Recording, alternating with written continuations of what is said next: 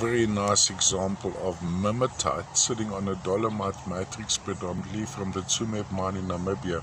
Now, what appealed to me about this particular piece, now just on my still pictures I wasn't able to quite capture it. Have a look at the size of that mimetite crystal over there.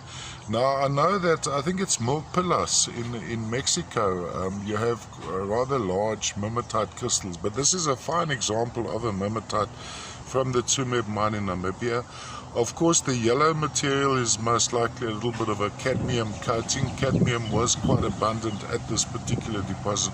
Of course, the Tsumeb mine known and cherished among collectors worldwide because of the large variety of minerals, different species, etc., which came out of that deposit. Here we may have some smithsonite on the back. Another fascinating thing about Tsumeb, the more you magnify, the more you actually see. And the IDs are quite weird and wonderful in some cases. I stick to the basics. So I'd stick to, well, I think clearly we're looking at mimetite here. There shouldn't be any confusion on that.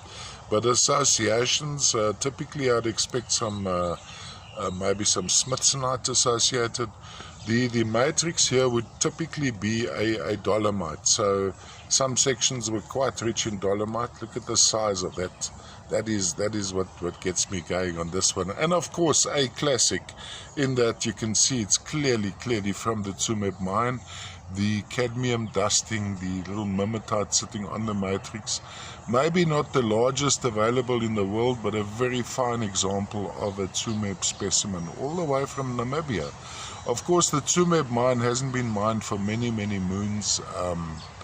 So this is old material, which one basically gets, which I was fortunate the other day, I managed to get hold of a few specimens from an old collection. Tsumeb, Namibia, mimetite on a dolomite matrix.